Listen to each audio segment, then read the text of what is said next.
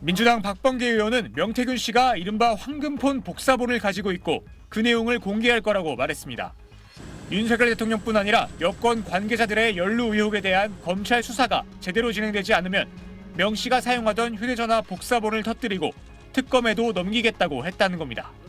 검찰이 이거를 그냥 덮으려고 하면 내가 카피본을 공개할 수도 있다 이런 말인 거죠? 그건 기본이죠. 그건 뭐 특검에 내가 다 하겠다는 건 기본이고 저한테 수사는 다 끝났다. 이 다음 대목에 언제 터뜨릴 건지만 박 의원은 앞서 명 씨를 접견하고 나온 뒤 페이스북에 명 씨가 검찰에 제출한 황금폰 3개와 USB 메모리라고 주장하면서 관련 사진을 공개했습니다.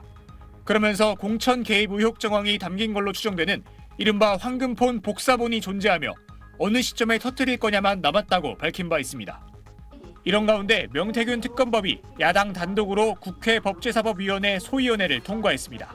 법안은 지난 대선에서 명 씨를 둘러싼 여론조사 조작 의혹과 공천 개입 의혹 등을 수사 대상으로 삼고 있습니다.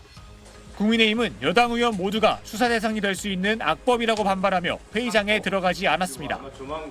야당은 법사위 전체회의 오는 27일 본회의에서 특검법을 처리하겠다는 방침입니다.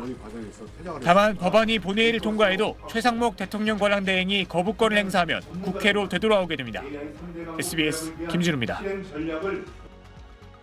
명태균 씨가 변호인을 통해 김건희 여사의 공천 개입 의혹을 폭로했습니다. 지난해 총선을 앞둔 2월 18일 김 여사가 텔레그램을 통해 당시 경남 창원 의창구 현역 의원이었던 국민의힘 김영선 전 의원과 지역구 관련 논의를 했다는 겁니다.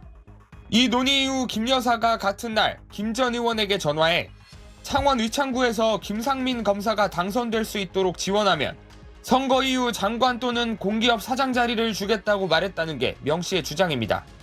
그러자 김 전 의원이 김건희가 자기 사람 공천 주려고 나한테 어떻게 이럴 수 있냐고 분노했다고도 전했습니다.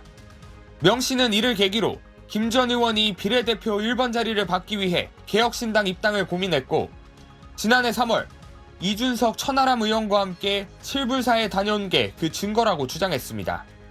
이에 대해 김 여사 측은 명백한 허위 사실이라며 가짜뉴스로 대통령 탄핵 심판에 악영향을 미치려는 악의적인 시도라고 반박했습니다. 명 씨는 또 변호인을 통해 조기 대선이 확정되면 오세훈 서울시장과 홍준표 대구시장을 사기와 정치자금법 위반으로 고소하겠다며 추가 폭로도 예고했습니다. 이에 대해 오 시장은 앞으로 진실이 명확하게 밝혀질 것이라고 반박했고 홍 시장은 자신은 명태균이 조작한 여론조사의 피해자라며 평생 감옥에서 썩게 하겠다고 날을 세웠습니다. SBS 김지욱입니다. 창원지검 수사팀은 지난해 말 명태균 씨가 사용했던 미래한국연구소 PC에서 명 씨가 지난 2022년 당시 국민의힘 대표였던 이준석 의원과 나눈 카카오톡 대화 내용을 확보했습니다. 대화 내용에 따르면 명 씨는 2022년 4월 22일 윤석열 당선인을 컨트롤할 수 있는 유일한 사람은 김건희 여사밖에 없다는 내용의 메시지를 이 의원에게 보냈습니다. 국민의힘 윤리위가 당시 이 의원의 성접대 의혹에 대한 징계 절차를 개시하기로 한 바로 다음 날이었는데 명 씨는 문제가 생기면 바로 사모님께 이야기해야 한다며 김 여사를 거론했습니다. 이 의원이 사모가 개입해봐야 뭐가 있겠어요 라고 하자 내가 사모님에 연락해 당선인이 나서서 정리하도록 해보겠다고도 했습니다. 보궐선거를 3주 앞뒀던 2022년 5월 9일 새벽엔 이 의원이 먼저 당선인 쪽에서 창원 의창 경선을 실시하라는 것 같다고 보내자 명 씨가 사모님이 2번이나 윤상현 의원에게 전화했고 김영선 의원이 공천받는다고 저에게 연락 왔다고 답했습니다. 검찰이 지난해 11월 명 씨에게 이 의원과 주고받은 카카오톡 메시지 내용을 제시하자 명 씨는 모두 기억이 안 난다고 진술했습니다. 이 의원은 SBS에 당시 명 씨가 일방적으로 보낸 메시지들로 부적절한 해결 방식이라고 생각해 명 씨의 제안을 모두 거부했다고 밝혔습니다. SBS 한성입니다. 지난해 2월 18일 명태균 씨가 김건희 여사에게 김해 갑으로 지역구를 옮기는 김영선 전 의원의 단수 공천을 달라고 부탁하는 내용의 텔레그램 메시지를 검찰이 확보했습니다.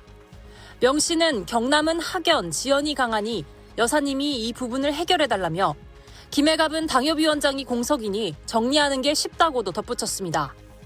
그러자 김 여사는 단수를 주면 나 역시 좋음이라며 기본 전략은 경선이 되어야 하고 지금은 김영선 의원이 약체 후보들부터 만나는 게 답이라고 답합니다.